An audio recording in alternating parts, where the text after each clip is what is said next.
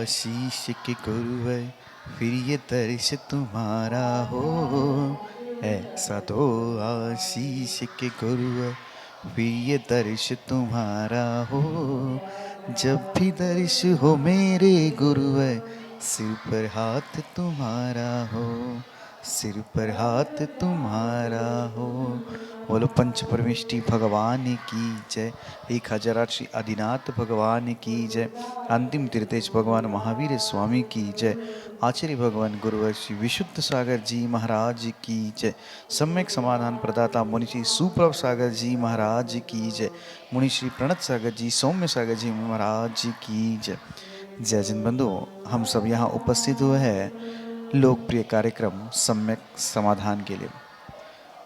जैसा इसका नाम है सम्यक समाधान, वैसे ही उसका काम है। एक समाधान सभी के लिए कार्यकारी होता है।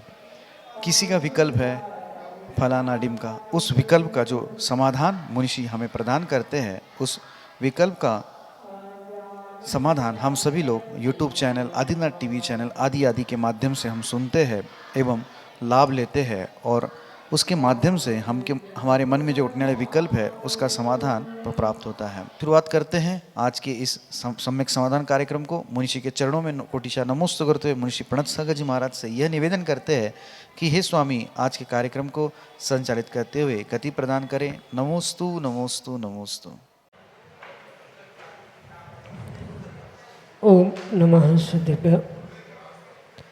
कीर्त्या महत्या भुवि वर्धमानं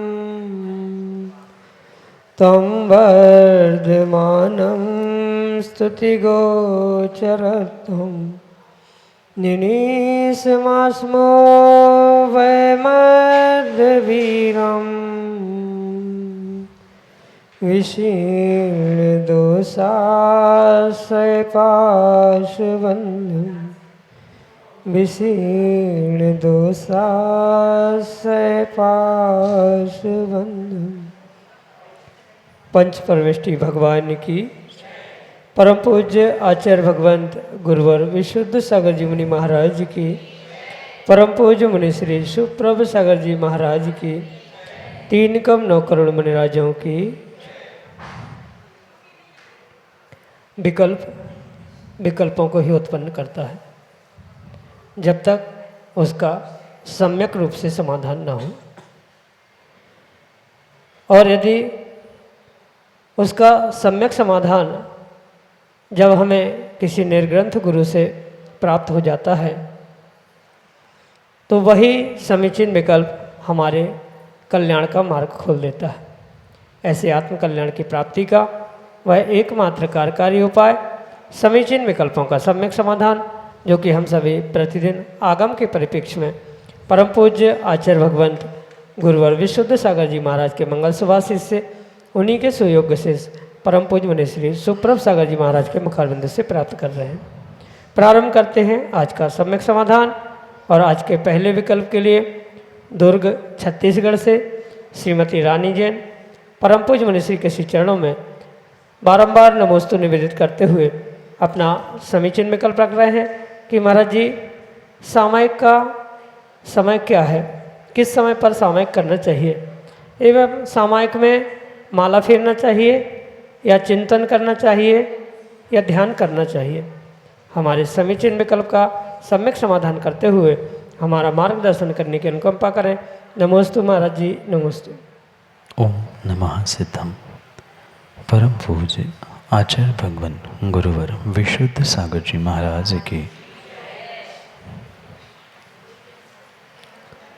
जो सामायिक का समय कहा गया वह पूर्ण रूप से संध्या काल रूप स्वीकार किया, जहाँ सूर्योदय सूर्यास्त आदि रूप संक्रांति का काल होता है, वही सामायिक का उत्कृष्ट काल कहा जाता है।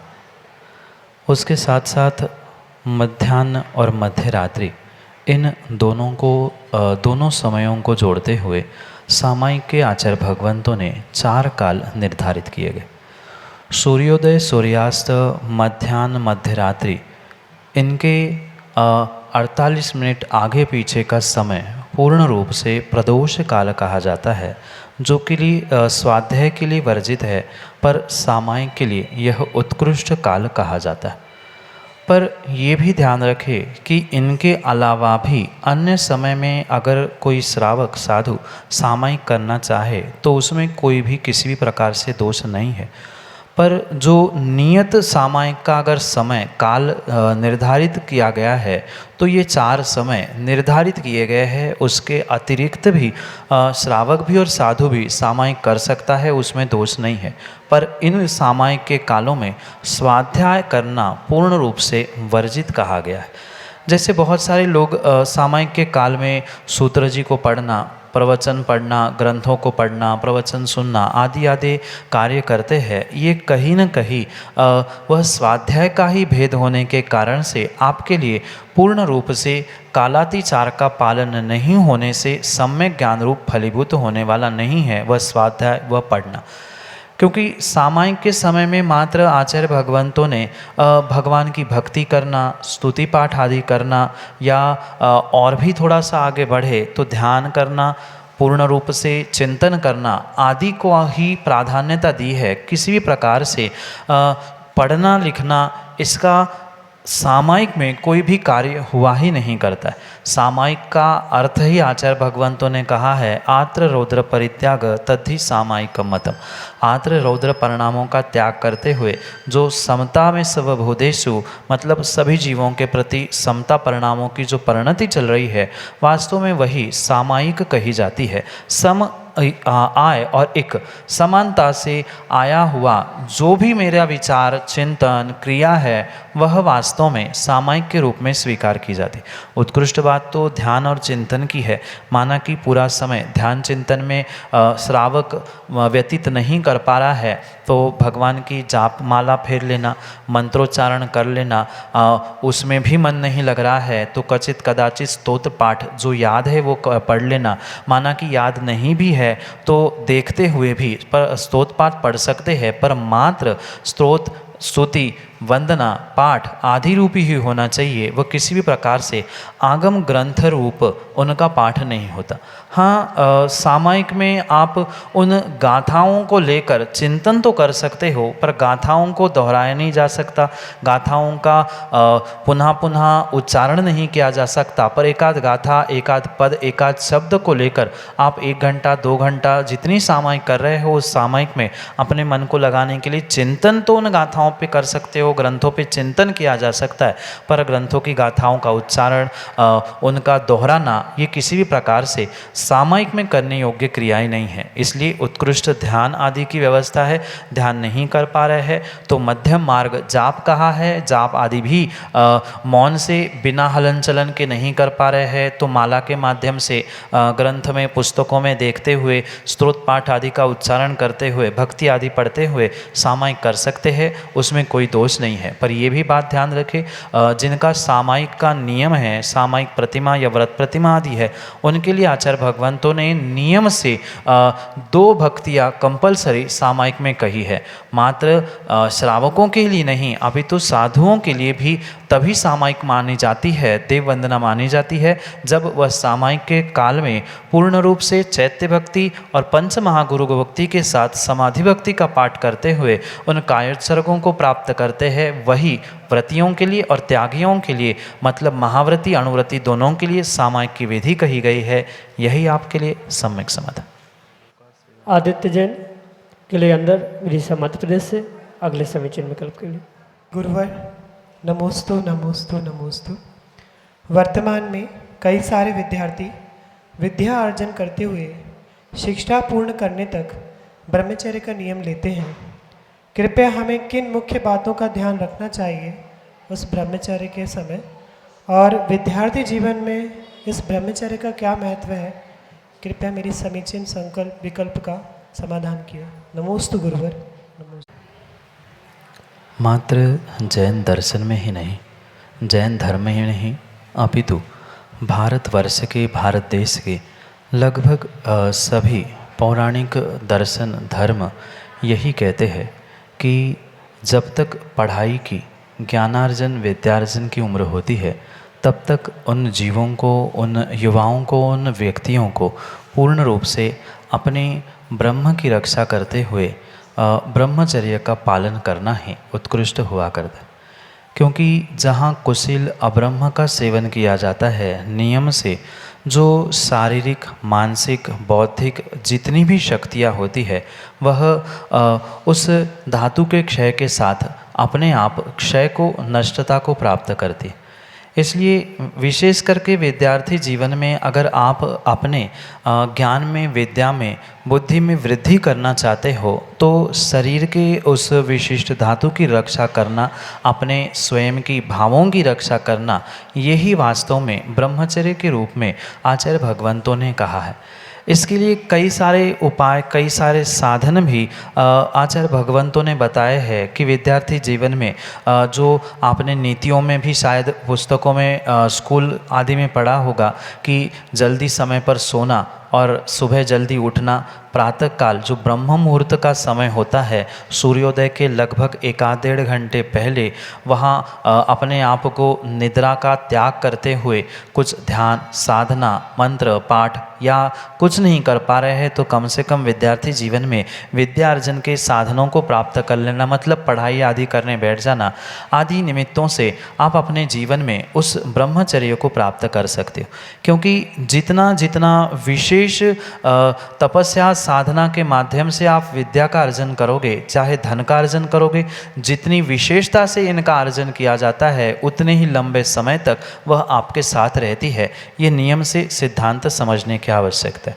इसलिए विद्यार्थी जीवन में पूर्ण ब्रह्मचर्य का पालन करते हुए अपने उन विषय कषायों को, विषय वासनाओं को संभालते हुए, भावों को संभालते हुए जो वह धातु शरीर में उद्घाटित हो रही है, वही उन धातुओं का पूर्ण रूप से उपयोग अपने बुद्धि के लिए करने की आवश्यकता है। क्योंकि शरीर विज्ञान भी स्पष्ट रूप से कहता है कि मस्तिष्क में हमारे बुद्धि, जहाँ बुद्धि का क्षयोक्षम होता है, उस मस्तिष्क में एक मस्तिष्क नाम का तरल द्रव्य होता है जो कि एक अंजलि प्रमाण होता है। अगर शरीर का वह धातु अब्रह्म के निमित्त से या अन्य किसी निमित्त से क्षय को प्राप्त होता है तो शरीर कहीं ना कहीं स्मूथ फंक्शनिंग के लिए अपने मस्तिष्क के पास जो तरल द्रव्य होता है उसका प्रयोग करता है, और उस मस्तिष्क का प्रयोग करने से फिर वह जहाँ मस्तिष्क के पास, यानी बुद्धि का क्षयोक्षम जहाँ सामान्य रूप से आप मस्तिष्क कहते हो, वहाँ पर वह उस द्रव्य की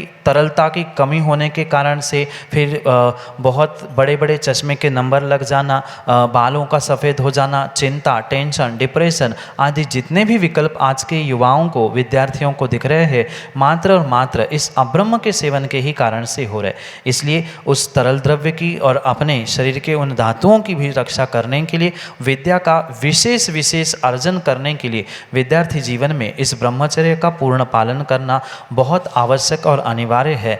कुछ बातें सामूहिक रूप से नहीं कही जा सकती, जिनका पालन आपको अपने गुरु आदि के माध्यम से व्यक्तिगत रूप से मिलते हुए ही प्राप्त करना होगा, जिसके माध्यम से आप उस ब्रह्मचर्य की रक्षा और विशेष विद्यार्जन में अपने जीवन की सफलता को प्राप्त कर सकते हैं। इसलिए व्यक्तिगत रूप से गुरु के पास बैठकर समय देते हुए अपने जीवन में उत्कृष्टता को प्राप्त करने के लिए उनसे उस ज्ञान को प्राप्ति का पुरुषार्थ करने का प्रयास करें। यही आपके लिए सम्यक समाधान।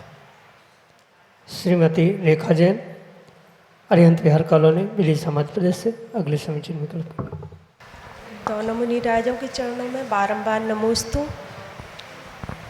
महाराज जी, अहंकार, अभिमान और घमंड में क्या अंतर है?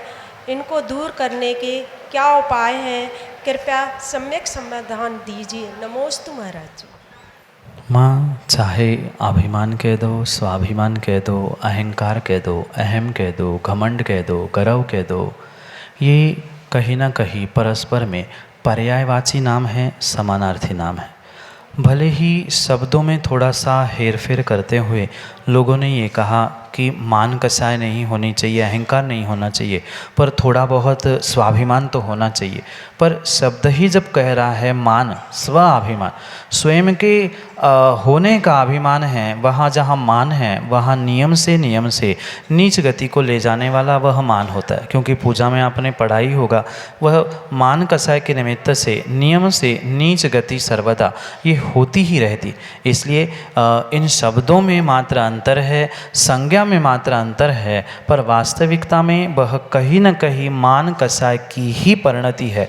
हाँ, ये हो सकता है अभिमान, स्वाभिमान, मान आदि में कुछ प्रतिशत, एकाध प्रतिशत कब ज़्यादा हो, पर फिर भी ये अवश्य समझे मान कसाय की परिणति है, और जहाँ मान है वहाँ नीच गति अवश्य ही हो सकती।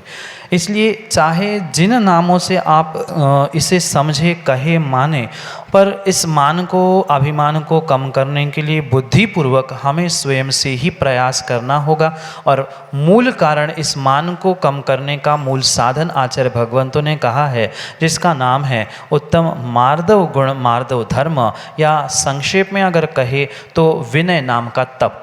विनय नाम का तप जो 4 प्रकार का कहा है, दर्शन, ज्ञान, चारित्र और उपचार, उस विनय को अगर आप प्रतिपल प्रति समय याद करते हुए प्राप्त करने का प्रयास करते रहेंगे, जो आपसे ज्ञान, दर्शन, चारित्र में ज्येष्ठ श्रेष्ठ है उनकी विनय करना, उसको हम प्राप्त करें, ये भाव रख लेना। साथ में उपचार विनय, यानी जो हमसे ज्येष्ठ श्रेष्ठ है उनके साथ कैसे व्यवहार करना, कैसा बर्ताव करना, कैसी बात करना, ये भी एक विनय के अंतर्गत आता है। अगर इस विनय को आप धारण करोगे तो नियम से ये मान कसाय, घमंड, अहंकार आदि आदि सब कुछ आपसे दूर हो सकता है। यही आपके लिए सम्यक समाधान।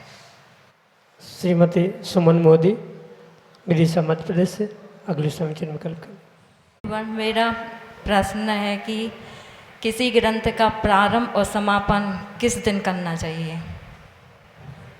माँ, इसमें 2 प्रकार से, 2 तर्कों को, 2 विषयों को समझने की आवश्यकता है। हम ग्रंथ का स्वाध्याय प्रारंभ कर रहे हैं, ग्रंथ पठन का प्रारंभ कर रहे हैं, एक शुभ कार्य, मंगल कार्य कर रहे हैं, इसलिए वार, तिथि आदि ना भी देखे तो बहुत बड़ा विषय नहीं है। पर इस विषय में आचार्य भगवंतों ने भी स्पष्ट रूप से कहा है, कोई विद्यार्जन करना है, कोई मंत्र, स्तोत्र, पाठ आदि का भी कार्य प्रारंभ करना है, तो तिथिवार आदि देखते हुए करेंगे तो उसका विशेष रूप फल भी आपको प्राप्त होता है। इन दोनों अपेक्षाओं को समझते समय अगर माना कि हमारे पास समय की अनुकूलता नहीं है, रुकने की व्यवस्था नहीं है, तो सहजता से हम उसे जब चाहे प्रारंभ करें, क्योंकि भगवान की वह दिव्य देशना है, उसके लिए मुहूर्त की आवश्यकता नहीं है। पर किन्हीं आचार्य भगवंतों ने जो ये कहा है वहाँ पर स्पष्ट समझे कि प्रारंभ करते समय कम से कम उन शुभ दिन, शुभ तिथि, शुभ वार आदि का ही प्रयोग करने की आवश्यकता है। जैसे प्रारंभ करने के लिए आचार्य भगवंतों ने मंगल और शनि इन वारों को छोड़ते हुए अन्य वारों में आप ग्रंथ प्रारंभ कर सकते हैं, ऐसा कथन किया है। साथ में समाप्ति के लिए आचार्य भगवंत कहते हैं भौम शनिवासरे, यानी समाप्ति करते समय अगर भौमवार और शनिवार के दिन में अगर आपने समाप्ति की तो वह उत्कृष्ट फल मिलता है। ऐसे अनेक आचार्यों के अनेक अभिप्रायों को समझते हुए हमें अपने विवेक से अपनी स्थिति, परिस्थिति और भावों की विशुद्धि के साथ समझने की आवश्यकता है। क्योंकि द्रव्य काल कितने ही मंगल क्यों ना हो, पर भाव मंगल नहीं है तो कोई कार्य हो नहीं सकता। और इसलिए सर्वश्रेष्ठ भाव मंगल है। आप अपने भावों को मंगल करते हुए शुभस्य शीघ्रम इन भावों से आप कार्य करोगे तो वह आपका जीवन उत्कृष्ट और स्वाध्याय भी उत्कृष्टता की ओर होगा। इसलिए भाव मंगल श्रेष्ठ है द्रव्य काल मंगल की अपेक्षा से। वह भी कथनचित निमित्त नैमित्तिक संबंध रूप है, पर भाव मंगल होने पर है। इसलिए भाव मंगल की मुख्यता से अगर हम जब चाहे प्रारंभ करें तो उसमें कोई दोष नहीं है, जब चाहे समाप्त करें उसमें दोष नहीं है, पर भावों की मंगलता, श्रेष्ठता होना आवश्यक है। यही आपके लिए सम्यक समाधान। श्रीमती रविकांता जैन, विदिशा मध्य प्रदेश से, अगले समीचीन विकल्प करें। नमोस्तु महाराज जी। आचार्य श्री विशुद्ध सागर जी महाराज की जय। महाराज जी, आज जो प्रवचन में सज्जन और दुर्जन उससे संबंधित प्रश्न है। सज्जन अपनी सज्जनता नहीं छोड़ता और दुर्जन अपनी दुष्टता नहीं छोड़ता, और सत्य कभी पराजित नहीं होता, निराश हो सकता है।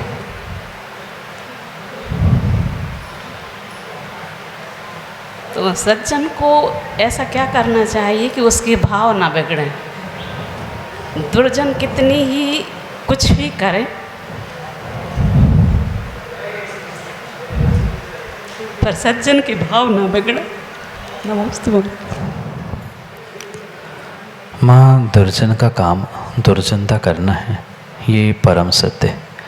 आप चाहे जो पुरुषार्थ कर लो, पर दुर्जन किसी भी काल में सज्जन हो ही नहीं सकता। भले ही वह किसी भी प्रकार से अपनी उस दुर्जनता को छुपाने का प्रयास करे, पर ये भी पक्का मान लेना, लंबे समय तक दुर्जन की दुर्जनता किसी भी प्रकार से छुप नहीं सकती। आज नहीं तो कल दुर्जन की दुर्जनता और सज्जन की सज्जनता दुनिया के सामने आकर ही रहती। इसलिए जिस सज्जन के पास धैर्य होता है वो ही अपनी सज्जनता का, अपनी अच्छाई का परिचय समय आने पर दे सकता है। अन्यथा आप भी अधीर होते हुए या सज्जन भी अधीर होते हुए दुर्जन जैसा ही दुर्जन के साथ व्यवहार करने का प्रयास करे, उसको टिट फॉर टैट, जैसे को तैसा मैं भी सिखा दूँ, ऐसा भाव लेकर उसको भी उस पर भी बदला लेने का प्रयास करेंगे तो दुर्जन और सज्जन में अंतर नहीं बच सकता। इसलिए ये नियम से समझे कि भले ही आज पूर्व कर्मों के निमित्त से तीव्र पाप कर्म का उदय होने से किसी जीव की सज्जनता दुनिया के सामने नहीं आ रही है, दुर्जन की दुर्जनता विशेष रूप से प्रभावशाली होते हुए दिख रही है, पर फिर भी ये पक्का मान लेना कि सज्जन जीवों की, सज्जन लोगों की सज्जनता कभी भी परास्त होती ही नहीं है। सत्य आज तक कभी परास्त ना हुआ है ना होगा है।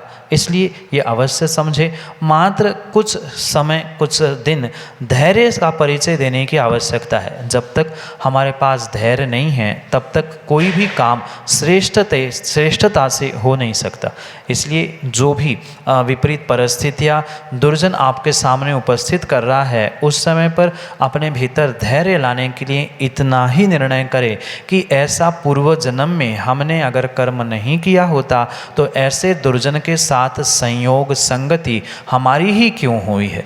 कहीं न कहीं पिछली पर्याय में, पिछले भवों में इसी व्यक्ति के साथ मैंने कुछ दुर्व्यवहार किया था, कुछ अंशों में दुर्जनता का व्यवहार किया था, जिसका ही निमित्त पाकर आज वो मेरे साथ बदला लेने के लिए दुर्जनता का बर्ताव कर रहा है। ये कठोर निर्णय हमें धैर्य प्राप्त करने के लिए रखने की आवश्यकता है। अन्यथा पल पल में हम उदास होंगे, दुखी होंगे, और जब जब वह दुर्जन कुछ नहीं भी करे तो भी वह सज्जन उस दुर्जन को देखकर अपने आप व्यथित होने लग सकता है। इसलिए ये पक्का निर्णय करे कि कहीं ना कहीं पिछले कर्म का अगर वैसा आश्रयबंध और उदय नहीं होता तो उस सज्जन के साथ ही ऐसा दुर्व्यवहार क्यों हो रहा है। कहीं ना कहीं ये कर्मों का नियोग संयोग ऐसा बना है जिस कारण से ही वह आपके पास, आपके समीप या उस सज्जन को वैसा दुख देने के लिए दुर्जनता का बर्ताव कर रहा है। ये पक्का मान लेना, भगवान भी सामने आ जाए पर दुर्जन कभी सज्जन ना हुआ है, ना हो सकता है, दिखावा कर सकता है। इसलिए आप धैर्य के साथ उस सज्जन को समझाने का प्रयास करें कि विषमता के दिन आपने ही पिछले पर्याय में प्राप्त किए थे, वह दुर्जन तो वर्तमान में मात्र एक निमित्त है। उस दुर्जन के प्रति भी दुर्जनता के भाव भी हो जाए, उससे बदला लेने के या उसको सबक सिखाने के भी भाव अगर हो जाएंगे तो कहीं ना कहीं पुनः आने वाले समय के लिए कर्म का बंध होगा, पुनः आने वाली पर्याय में दुख भोगना पड़ेगा। इसलिए आज क्षमा करें, माध्यस्थ हो जाए और वैर को छोड़ते हुए धैर्य से उस दुर्जन की भी दुर्जनता को सज्जन को सहन करनी पड़ेगी। यही उसकी सज्जनता है, क्योंकि अगली पर्याय में उससे दुर्जन नहीं होना है। यही आपके लिए सम्यक समाधान। श्रीमती सुनीता जैन, अरिहंत विहार कॉलोनी, विदिशा, मध्य प्रदेश से अगले समीक्षण में करें। महाराज श्री, मेरा प्रश्न है कि स्वर्ग में संयमी नहीं होते और संयम भी नहीं होता, और नरक खचाखच भरा हुआ, पैर रखने की जगह नहीं है, तो जो स्वर्गवासी होते वो कहाँ जाते हैं? वर्तमान में जो भी मरता है, मृत्यु को प्राप्त होता है, उसे हर कोई स्वर्गवासी कहता है, पर ज़रूरी नहीं है कि वह स्वर्ग में ही वास करने के लिए स्वर्गीय हुआ हो या स्वर्गवासी हुआ। जीव अपने अपने पुण्य पाप रूपी कर्मों के निमित्त से अपने अपने उन गतियों को प्राप्त करते। अगर सैद्धांतिक बात समझे तो बहुत आरंभ परिग्रह करने वाला पापी जीव नियम से नरकों में ही जाता है। भले ही आपकी कल्पना है कि वहाँ कोई पैर रखने की जगह नहीं है, पर प्रतिपल वहाँ सैकड़ों जीव उत्पन्न हो रहे हैं, मृत्यु आदि को प्राप्त भी हो रहे हैं। तो वहाँ ये विषय समझना कि जो जैसा कर्म करता है उसके लिए वैसी गति नियत रूप से मिलती है। स्वर्गों में जाने वाले वही पुण्यात्मा जीव होते हैं। वहाँ जाकर भले ही वह संयम को धारण नहीं कर पा रहे हैं, वे संयमी नहीं कहलाते हैं, पर कहीं न कहीं वर्तमान में जो इस मध्यलोक आदि में संयम का, सम्यक का, देवशास्त्र गुरु की विनय भक्ति आदि का परिचय देते हैं, वो ही जीव नियम से वहाँ स्वर्गों में जाकर निवास करते हैं। ज़रूरी नहीं है कि संयम का पालन हो ही या संयमी बने ही वह वर्तमान के संयम, चारित्र, तप, सम्यक की आराधना आदि के निमित्त से वहाँ स्वर्गों में जाकर वह दिव्य दिव्य भोगों को प्राप्त करते हैं। और उसमें भी जो विशेष विशेष जीव पुण्यात्मा जिसे सम्यक दृष्टि या भव्य कहा जा सकता है, वह उन भोगों को प्राप्त करते हुए भी भोगों में नहीं रचते हैं, भोगों में नहीं उलझते हैं। वे वहाँ पहुँचकर भी अकृत्रिम जिन बिंब, जिन चैत्यालय आदि स्थानों में पहुँचकर पुनः भगवान की भक्ति करना, अभिषेक करना आदि आदि कार्यों को वहाँ स्वर्गों में जाकर भी वो प्राप्त करते। जो जीव पुण्य के उदय में भी कहीं ना कहीं विपरीत कार्य कर चुके हैं, जो हीन पुण्यात्मा है, वो ही वहाँ जाकर पुनः पुण्य के निमित्त से मिले हुए इन भोगों को भोगते हुए वहाँ आने वाले समय के लिए दुख प्राप्त करते हैं। पुण्यात्मा भव्य जीव नियम से भगवान की भक्ति करते हुए संसार छित का ही पुरुषार्थ करता है। यही आपके लिए सम्यक समाधान। जय जैन दोस्तों, हम सभी अभी लाभ ले रहे थे लोकप्रिय कार्यक्रम सम्यक समाधान में। सम्यक समाधान प्रदाता मुनिषी सुप्रसागर जी मखारविंद से हम सभी लोग अपने मन में उठने वाले जो समीचीन विकल्प है, उस विकल्पों का सम्यक समाधान सुन रहे थे। YouTube के माध्यम से प्रतिदिन यह कार्यक्रम ठीक शाम को 4 बजे, आदिना टीवी चैनल के माध्यम से यह कार्यक्रम ठीक 4 बजे प्रसारित होता है एवं YouTube चैनल के माध्यम से सम्यक समाधान यह कार्यक्रम 5:13 पे प्रसारित होता है।